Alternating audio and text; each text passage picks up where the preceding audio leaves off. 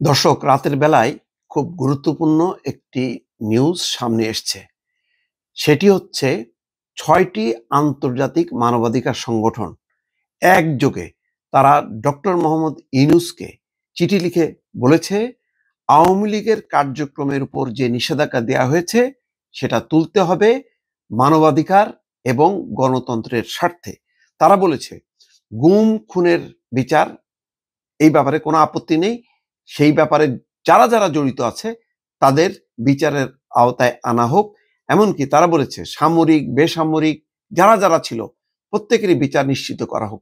কিন্তু আওয়ামী লীগের উপর এর আগেও আমরা বলেছি দর্শক, যে বহু মানুষ, নিরপরাধ মানুষ, তারা আওয়ামী লীগ করে, তাদেরকে রাজনীতিতে নিষিদ্ধ করা যায় কিনা, তাদের সভা সমাবেশ অধিকার, সেই অধিকার বঞ্চিত করা যায় কিনা, যেই কার্যক্রমটা আওয়ামী লীগ করেছিল জামাতকে নিষিদ্ধ করে, বা নিষিদ্ধ না করলেও বিএনপি সহ বিভিন্ন রাজনৈতিক দলের উপর তাদের যেই পরিমাণ নিষেধাজ্ঞা ছিল, যে ধরনের নিয়ন্ত্রণ ছিল, সেই নিয়ন্ত্রণটা তুলে নেওয়ার জন্য কিন্তু আন্তর্জাতিক সংগঠনগুলো তখনও তারা তৎপর ছিল এবং পশ্চিমা দেশগুলো খুবই বারবার বিবৃতি দিয়ে বলেছে যে তাদের গণতান্ত্রিক অধিকার, মত প্রকাশের স্বাধীনতা, এগুলি যাতে হস্তক্ষেপ না করা হয়। দেখেন, আজকে ঘুরে ঠিক সেই কথাটাই তারা বলছে। জাতিসংঘ কিন্তু বলেছিল তাদের রিপোর্টে যে গুমের সাথে জড়িত যারা, গণহত্যার সাথে জড়িত যারা, তাদেরকে অবশ্যই বিচার করতে হবে। শুধু বলেছে যে মৃত্যুদণ্ড না দেওয়ার জন্য আন্তর্জাতিকভাবে মানবাধিকার সংগঠনগুলো মৃত্যুদণ্ডকে সমর্থন করে না, কিন্তু বিচারের ব্যাপারে তারা বলেছে যে এই ব্যাপারে কোনো ছাড় না দিতে, এবং এই বিচার প্রক্রিয়া যে শুরু করেছে এটাকে তারা সমর্থন দিয়েছে। কারণ এর আগে গুম কমিশনও কিন্তু তারা বিচারের ব্যাপারে বারবার চেষ্টা করেছে, এই গুমের তদন্ত, তখন আওয়ামী লীগ সরকার দেয়নি। এখন যেহেতু সেই বাধামুক্ত হয়েছে, আওয়ামী লীগ সরকারের পতন হয়েছে, সুতরাং গুম খুনের বিচারের ব্যাপারে তাদের কোনো আপত্তি নেই। কিন্তু আপত্তিটা হচ্ছে গণতান্ত্রিক অধিকারের ব্যাপারে, যে তারা রাজনৈতিক কার্যক্রম কেন করতে পারবে না, তারা নির্বাচনে কেন অংশগ্রহণ করতে পারবে না। দেখেন, আস্তে আস্তে সেই চিঠিগুলি এখন সরাসরি নোবেলজয়ী ডক্টর মোহাম্মদ ইউনূসকে দিয়েছে, এবং আন্তর্জাতিকভাবে লাস্ট নিউ ইয়র্ক সফরের সময় কিন্তু ওই প্রশ্নের সম্মুখীন হয়েছে আল জাজিরার যে প্রাক্তন যে অ্যাঙ্কর, মাফ করবেন নামটা এই মুহূর্তে ভুলে গেলাম, তার কিন্তু মানে খুব ক্ষুরধার প্রশ্নের মুখে পড়তে হয়েছে, এবং তিনি যথেষ্ট এই ব্যাপারে উত্তর দিতে যে কৌশলী অবস্থান নিতে হয়েছে ডক্টর মোহাম্মদ ইউনূসকে।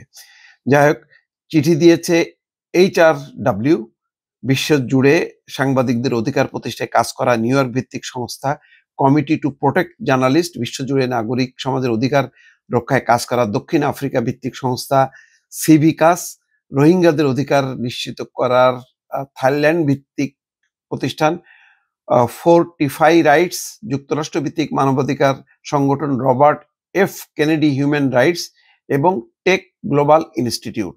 একদম বিস্তারিত চিঠির বিস্তৃত দিক তারা তুলে ধরেছে।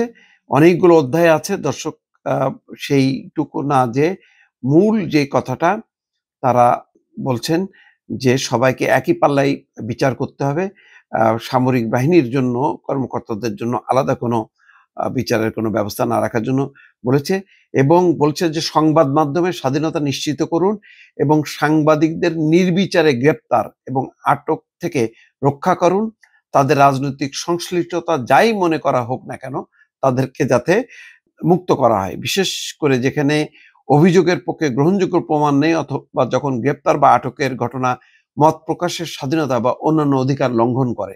আমরা অন্তর্বর্তী সরকারের প্রতি সাংবাদিকদের রাষ্ট্রীয় বাহিনী এবং সংস্থা এবং তার বাইরে অন্যদের হয়রানি সহিংসতাকে রক্ষা করা, কোনো হামলার ক্ষেত্রে দ্রুত স্বাধীন তদন্ত পরিচালনা করার আহ্বান জানাচ্ছে। অর্থাৎ যদি হামলা হয় দ্রুত তার বিচারের আহ্বান জানাচ্ছে এই সংগঠনগুলো। পাশাপাশি সংবাদ মাধ্যমের স্বাধীনতার বিষয়ে আন্তর্জাতিক আইনের সামঞ্জস্যপূর্ণ যেসব সুপারিশ গণমাধ্যম সংস্কার কমিশন করেছে সেগুলি বাস্তবায়ন করতে হবে।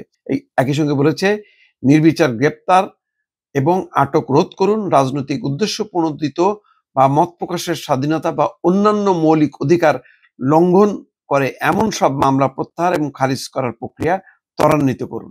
সন্ত্রাস বিরোধী আইনের আওতায় আওয়ামী লীগের কার্যক্রমের উপর বিস্তৃত পরিসরে বিদ্যমান নিষেধাজ্ঞা প্রত্যাহার করুন। এই আইনের আওতায় সবার সমাবেশ এবং মত প্রকাশের স্বাধীনতাকে অতিমাত্রায় সীমিত করা হয়েছে এবং তার শান্তিপূর্ণ কার্যক্রমে যুক্ত আওয়ামী লীগের সদস্য ও সমর্থক হিসেবে বিবেচিত ব্যক্তিদের গ্রেপ্তার করতে ব্যবহার করা হচ্ছে। সুতরাং এখন বাংলাদেশে মানবাধিকার কমিশনও অফিস আছে, ডক্টর মোহাম্মদ ইউনূসও দায়বদ্ধ। ফলে আন্তর্জাতিক এই সংস্থাগুলোর এই আহ্বানটাই হয়তো শেষ আহ্বান না, পশ্চিমা অন্যান্য দেশ এবং সংস্থা কিন্তু সক্রিয় হতে পারে। ফলে নির্বাচন যত ঘনিয়ে আসবে ততই চাপ তৈরি হতে থাকবে যে আওয়ামী লীগের কার্যক্রম, নিষেধাজ্ঞা কার্যক্রম প্রত্যাহার করা হোক এবং তাদেরকে নির্বাচনে সুযোগ দেওয়া হোক, এবং এটা গণতান্ত্রিক এবং মানবাধিকারের প্রতি যেই বাংলাদেশের যে কমিটমেন্ট সেটা রক্ষা করার জন্য একটা চাপও হয়তো আসতে পারে। দর্শক।